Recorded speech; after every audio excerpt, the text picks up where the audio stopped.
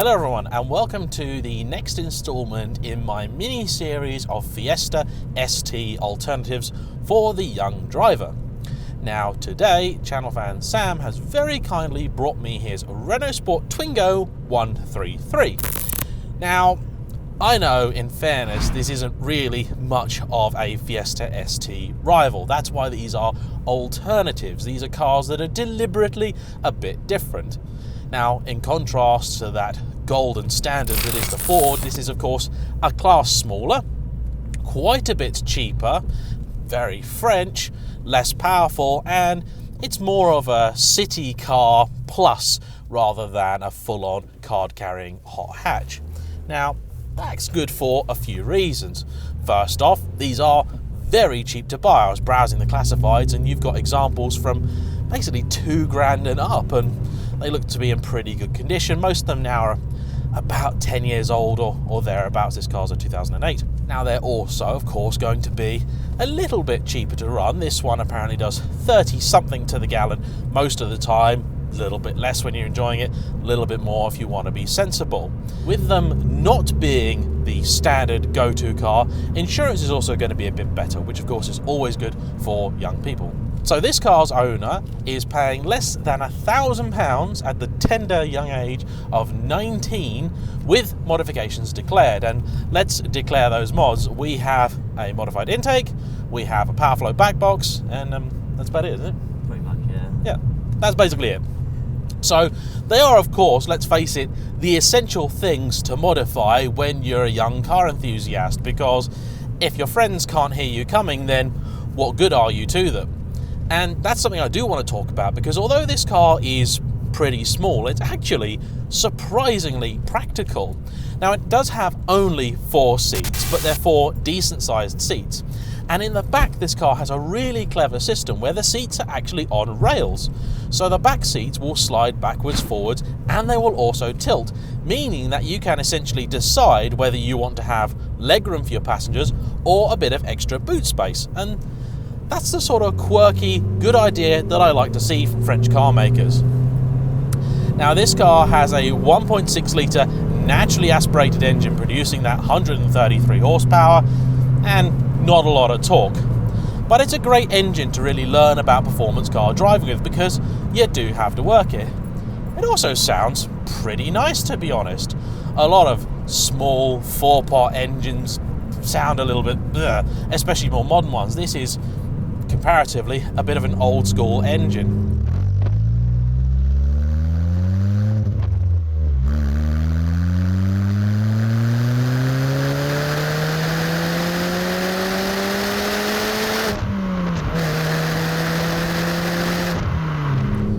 The car turns quite keenly.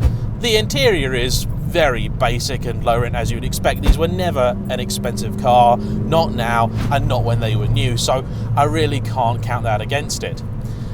The last thing I drove, which is in the same class as this, would have been the VW Up GTI, and that actually has a little bit less power, a slightly nicer interior, but also they're brand new, the Up GTIs, so if you want one of those, you probably have to spend about 6 times what you would on one of these.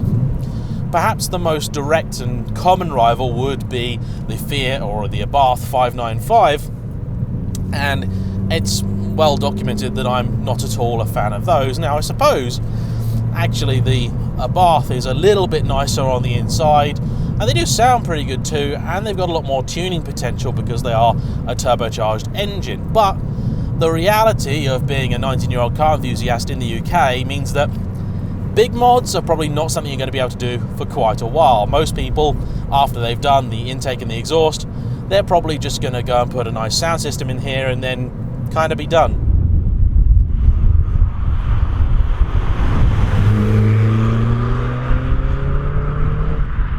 But I'm driving this car along a road that I know very well indeed, and I've been driving this road for as long as I've been driving. Actually, slightly before, I used to come along this road on a moped.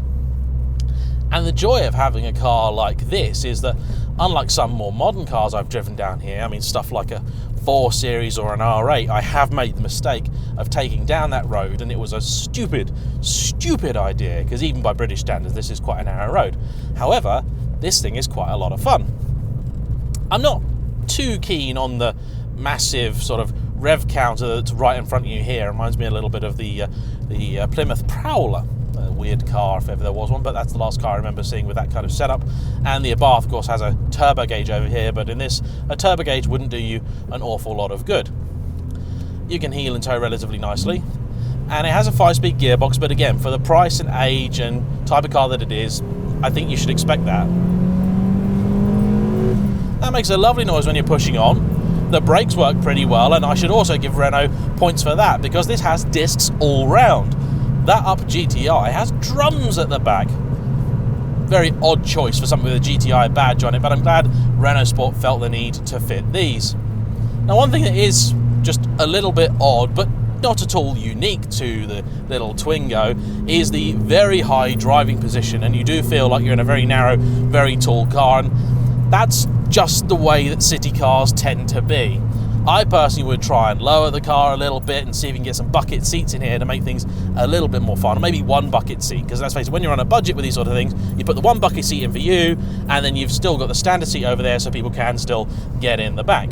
Those back seats, by the way, not only do they move forwards and backwards, but you can even tilt them completely forwards, leaving this with an almost van-like space in the back.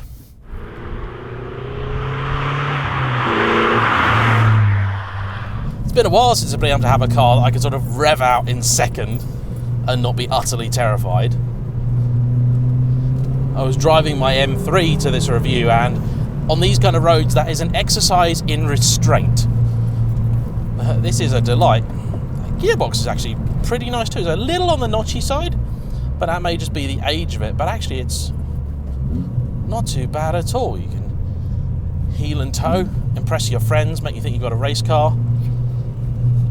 Second gear, I'm doing about 55 miles an hour, which is great because you can really rev it out, have a lot of fun, and not actually be breaking the speed limit. There's nothing better to a young person than feeling like you're going really fast and not actually going that fast. And actually, even as a doddery old bastard like I am now, doing this in a car and not doing silly speeds is actually really quite enjoyable. Now, on a motorway, this isn't going to be the perfect car because that's just not what it is built for, and that's not what its owner uses it for. He uses it for this kind of backroads fun stuff, and for that it's absolutely ideal. The suspension is not uncomfortable, but neither is it particularly plush. You do feel lumps and bumps, but it doesn't crash too badly. What you do get in this car though is a decent amount of tyre roar and general wind noise, which is pretty to be expected of this type of car, and I can't really count it against the Twingo too much because I do have to keep into consideration the price and the market that these are aimed at. Now, your speedo is this nice big digital number over here, so you've got absolutely no excuses for mum when she gets a letter from the police in the post saying that you were being a very naughty boy indeed.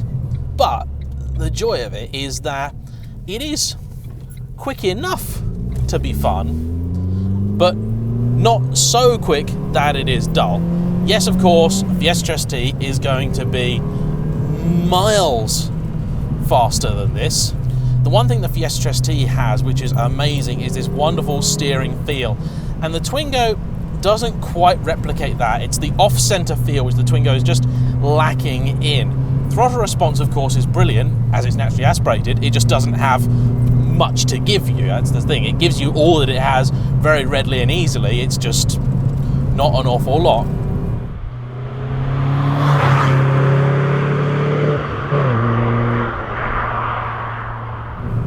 But for piling down this road at a reasonable rate of knots, it's wonderful. You just turn it in, it dips in, goes around.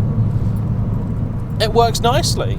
And if you are looking at getting something that's a little bit more engaging, a little bit more exciting to drive, you know, let's just say you've come from a little 1 litre Clio or a Corsa as this car's owner has, this is going to have more excitement. And it's easy for me to forget, but you know, 133 horsepower, well, if you were only used to about 70 before, this is twice as much. This is a huge leap on, and it'll get you ready for an even more powerful car. Then you move on to something like 200, 250 horsepower, that kind of thing, or move on to a Renaultsport Clio, which would be the natural next step on from one of these, either 172, 182, or if you want to be fancy, get a 197 or 200, something like that.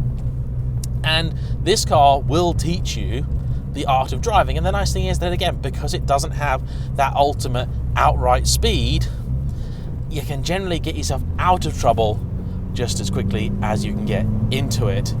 And it's a car that can do pretty much anything. And actually, the thing I thought this would really fail on was that sort of practical test, because when you're looking at cars like this, not only is it going to be your only car, but it may well be the only car that exists in your friend's circle. And so as a young petrol head, you often wind up playing taxi.